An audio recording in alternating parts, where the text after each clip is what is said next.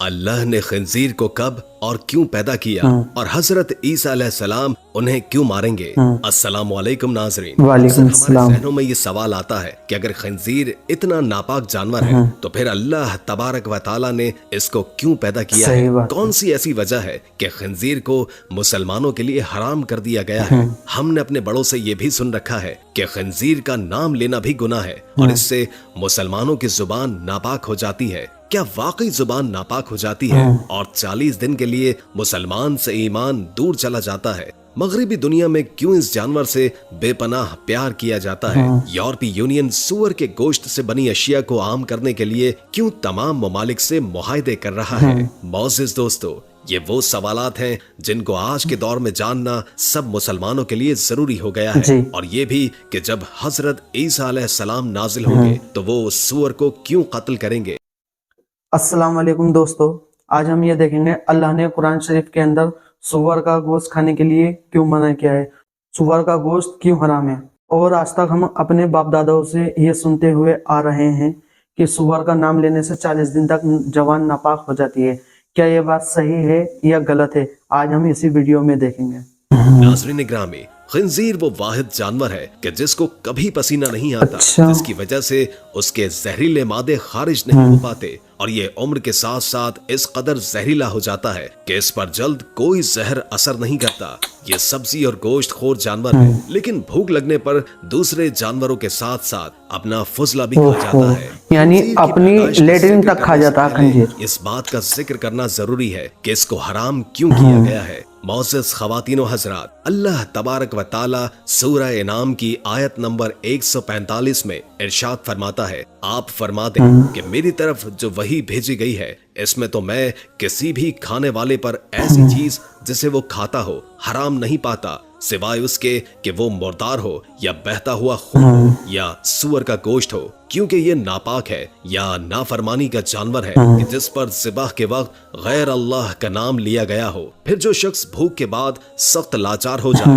ना तो नाफरमानी कर रहा हो और ना ही हद से तजावुज कर रहा हो, तो बेशक आपका रब बड़ा बख्शने वाला निहायत मेहरबान है। मोअज़्ज़िज़ दोस्तों, इस आयत के अलावा सूरह मायदा की आयत नंबर 3, सूरह बकरा की आयत नंबर 173 और सूरह नहल की आयत नंबर 115 में भी खंजीर का गोश्त खाना अल्लाह तबारक व तआला ने सख्ती से मना फरमाया है। हजरत जाबिर बिन अब्दुल्लाह रजी अल्लाह ताला अन्हु से तिर्मिज़ी शरीफ की हदीस नंबर 1297 में कुछ इस तरह रिवायत है कि हुजूर पाक सल्लल्लाहु अलैहि वसल्लम ने इरशाद फरमाया, और अल्लाह अज़्ज़ व जल्ला और उसके रसूल ने शराब, मुर्दार, खंजीर और बुतों की पूजा को हराम करार दिया है और उनकी खरीदो फरोख्त को भी हराम करार दिया है। अब उस सवाल के जवाब की तरफ चलते हैं कि खंजीर हराम क्यों किया गया है। नाज़रीन ग्रामी, अभी जो कुरान करीम की आयत नंबर 145 बयान की गई है, इसमें अल्लाह तबारक व तआला ने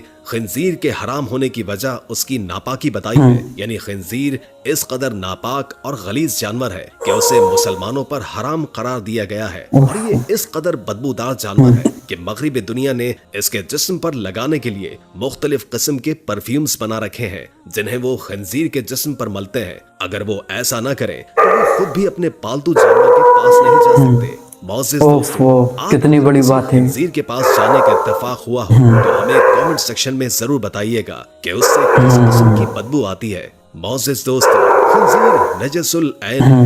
हजरत नूह अलैहिस्सलाम से लेकर हजरत मोहम्मद मुस्तफा सल्लल्लाहु अलैहि वसल्लम तक तमाम अंबिया खंजीर को हराम करार देते हैं। यहाँ तक कि जब हजरत ईसा अलैहिस्सलाम नाजिल होंगे तो वो भी खंजीर को कत्ल कर देंगे, जो कि इस बात की निशानी होगी कि खंजीर नजसुल ऐन और हराम है।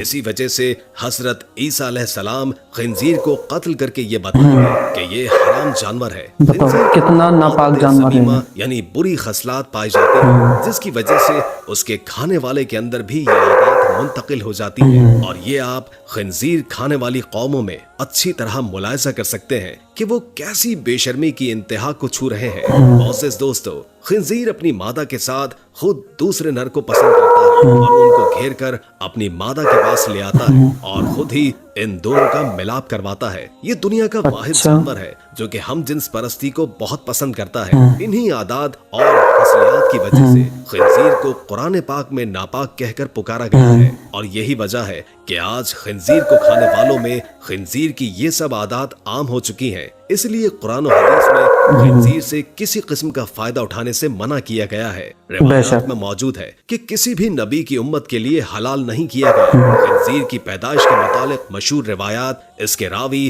حضرت ابن عباس رضی اللہ تعالی عنہ ہیں۔ روایت کچھ اس طرح ہے کہ حضرت عیسیٰ علیہ السلام کے حواریوں نے حضرت عیسیٰ علیہ السلام سے درخواست کی کہ آج کوئی مردہ ایسا زندہ کریں جو حضرت نوح علیہ السلام کے زمانے کا ہو اور وہ ہمیں ان کے حالات سے آگاہ کرے۔ چنانچہ حضرت عیسیٰ علیہ السلام نے ایک قبر پر لاٹھی ماری جس میں سے ایک نوجوان زندہ ہو کر بیٹھ گیا۔ وہ شخص کہنے لگا، حضرت نوح علیہ السلام کی کشتی کی لمبائی 1200 گز تھی اور چوڑائی 600 گز تھی۔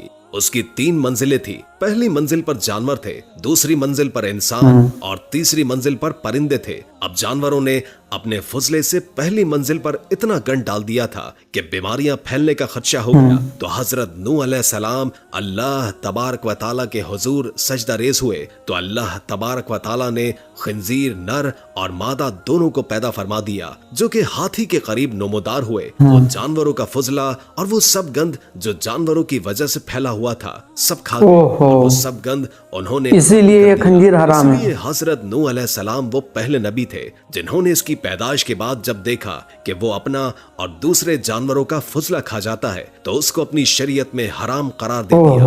معزز خواتین و حضرات، اکثر جو ہم اپنے بڑوں سے سنتے ہیں کہ خنزیر یا سور کا نام نہیں لینا چاہیے، اس سے زبان ناپاک ہو جاتی ہے اور 40 دن کے لیے ایمان دور چلا جاتا ہے، یہ سب باتیں بالکل غلط۔ صحیح بات ہے۔ اس بارے میں ہمیں کوئی حدیث یا مستند روایات نہیں صحیح ملتی۔ بات ہے۔ اس 40 دن کے اندر ایمان کے دور رہنے والی بات کی کوئی حقیقت نہیں، اور اب جدید سائنس نے بھی خنزیر کے گوشت پر تحقیق کرنے کے بعد اسے انسانی جسم کے لیے مضر قرار دے دیا ہے۔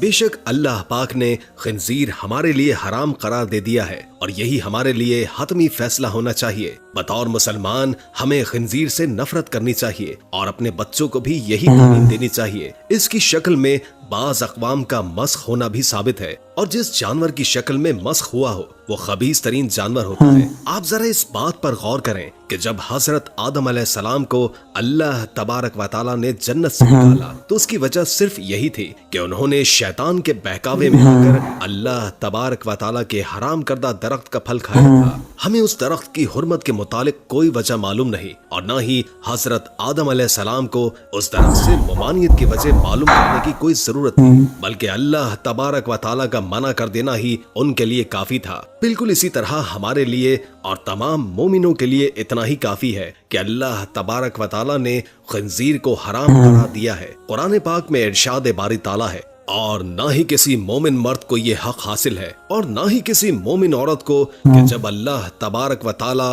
اور اس کا رسول صلی اللہ علیہ وآلہ وسلم کسی کام کا فیصلہ یا حکم فرما دیں تو ان کے لیے جو اپنے اس کام میں کرنے یا نہ کرنے کا کوئی اختیار اور وہ شخص اللہ اور اس کے رسول کی نافرمانی کرتا ہے تو وہ یقیناً کھلی گمراہی میں بھٹک گیا۔ اللہ تبارک و تعالیٰ سے دعا ہے کہ اللہ تبارک و تعالیٰ ہمیں اپنی اور اپنے رسول حضور صلی اللہ علیہ وآلہ وسلم کی نافرمانی سے محفوظ رکھے اور ہمیں اپنی زندگی اپنے حبیب صلی اللہ علیہ وآلہ وسلم کے طریقہ مبارک پر گزارنے کی توفیق نصیب فرمائے، آمین آمین۔ دوستو، آپ لوگوں کو یہ ویڈیو کیسی لگی ہمیں کمنٹ میں ضرور بتائیں، لائک کریں، شیئر کریں۔ ملتے ہیں آپ سے اگلی ویڈیو میں۔